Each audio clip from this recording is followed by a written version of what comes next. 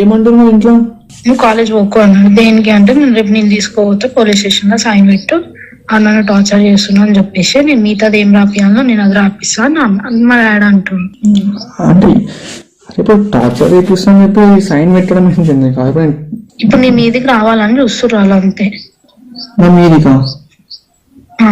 అదే దేనికి? ఇప్పుడు ఆల్రెడీ అప్పుడు మాట్లాడినాము, అయిపోయింది, మళ్ళీ ఇప్పుడు ఎందుకు అంటున్నావు? ఏమో అంటే ఎవరు ఇప్పుడు డాడీకి? ఇప్పుడు డాడీ చేస్తుందా? మా డాడీ చేస్తున్నా, అది మొత్తం మా బావ ప్లాన్. మీ బావ ప్లానా? నిన్న సాయంత్రం మంచిగా ఉండు. సరే ఇప్పుడు ఏమైనా ఉంటే మరి మీ బావని నాకైనా ఫోన్ చేయాలి కదా. ఇప్పుడు అది మళ్ళీ ఏమైంది రాబోయే ఇది అని చెప్పి నన్నైనా అడగాలి కదా. ఏం అడగలేదు కదా, అదే కదా నా ప్రాబ్లం. ఏం చెప్తలేదు, ఏం చేస్తలేదు, నన్ను ఇట్లా పెట్టమంటారు. నువ్వేమనుకున్నావు ఒక్కొక్క మాట? నేను ఎడికైతే అడికా అని నేనున్నా. అంటే ఎడికైతే అడికంటే ఎడికైతే అడికి అంటే ఎట్లా అంటున్నాను? నేను పెట్టనీకి రెడీగా లేను అంటే నేను చేస్తున్నావా అని అడుగుతారు. అవునా అనే కదా నేను చెప్పాలి.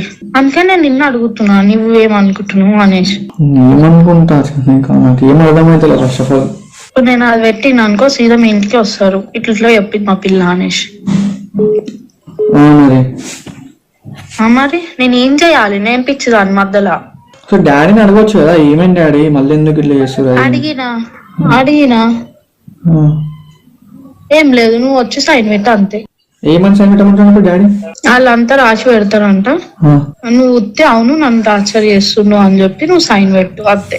ఇంకా నువ్వు ఒక్క మాట మాట్లాడు, దాడికి వచ్చి గాయ కూడా చేయొద్దు. నువ్వు ఒక్క మాట కూడా నువ్వు ఎక్కువ మాట్లాడొద్దు దాడి వచ్చి అని చెప్పి అన్నాడు. అంటే ఏం చేద్దాం అనుకుంటారు? అంటే నా లైఫ్ స్పాయిల్ చేద్దాం అనుకుంటారు అంటే ఏంటి? ఆ రోజే అన్నారు. ఏమని? నేనైతే వదిలా నడుచుమా, మీరు వదిలేసినా సరే నేనైతే వదిలా అని అనేసి అన్నాడు మా బావ.